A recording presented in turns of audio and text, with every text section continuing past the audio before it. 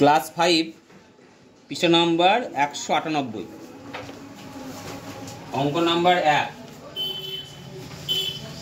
বলছে দুটো রাশির মধ্যে সম্পর্ক খুঁজে ঐকিক নিয়মে সমাধান করি।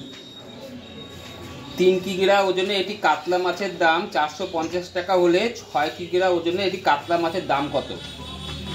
তাহলে অ্যাকচুয়ালি দাম বের করতে হবে, মূল্য বের করতে হবে। মূল্য ব্র্যাকেটে টাকা এটা ডান দিকে রাখবে, আর কাতলা মাছের পরিমাণ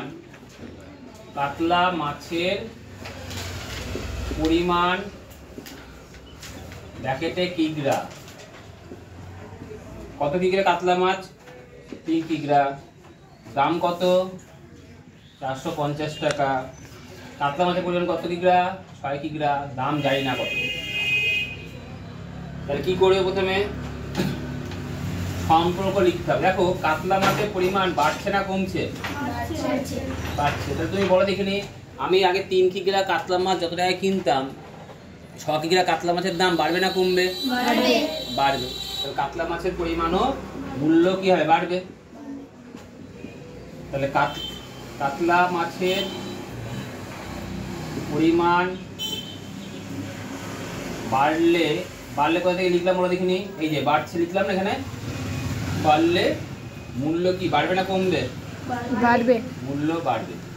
যদি দুটোই বাড়ে বা দুটোই যদি কমে, দুটোই বাড়ে বা দুটোই যদি কমে, তাহলে তাদের মধ্যে সরল সম্পর্ক হয়। কি সম্পর্ক হয়? সরল। আর যদি একটা বাড়ে আর একটা কমে, বা একটা কমে একটা বাড়ে হয়, তাহলে তাদের মধ্যে বিপরীত বা ব্যস্ত সম্পর্ক হয়। তো এখানে কাতলা মাছের পরিমাণ আর মূল্য দুটোই বাড়ছে না কমছে? বাড়ছে। তাই তাদের মধ্যে কি সম্পর্ক হবে? সরল না ব্যস্ত? সরল। তাহলে লিখবে কি? অতএব কাতলা মাছের পরিমাণ ও মূল্যের মধ্যে সরল সম্পর্ক আছে। কি সম্পর্ক আছে? সরল সম্পর্ক। সরল সম্পর্ক আছে।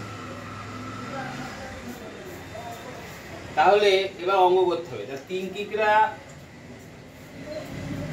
যেটা বের করতে হয় সেটা সবসময় ডান দিকে রাখবো, মনে থাকবে তো? 3 কিগ্রা কাতলা মাছের দাম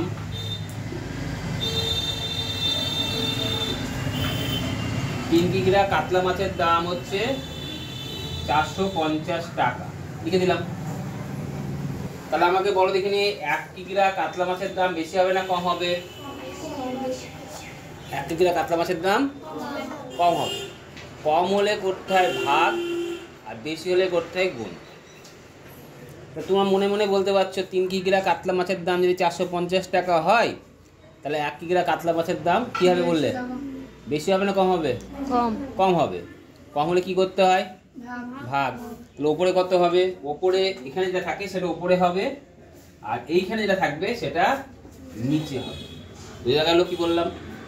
আবার বলছি, এখানে যেটা থাকবে সেটা ওপরে লিখবে, আর এখানে যেটা থাকবে সেটা কোথায় লিখবে? নিচে লিখবে। বুঝা গেল? এবার আমাকে বের করতে হবে কত কিগ্রার দাম? 6।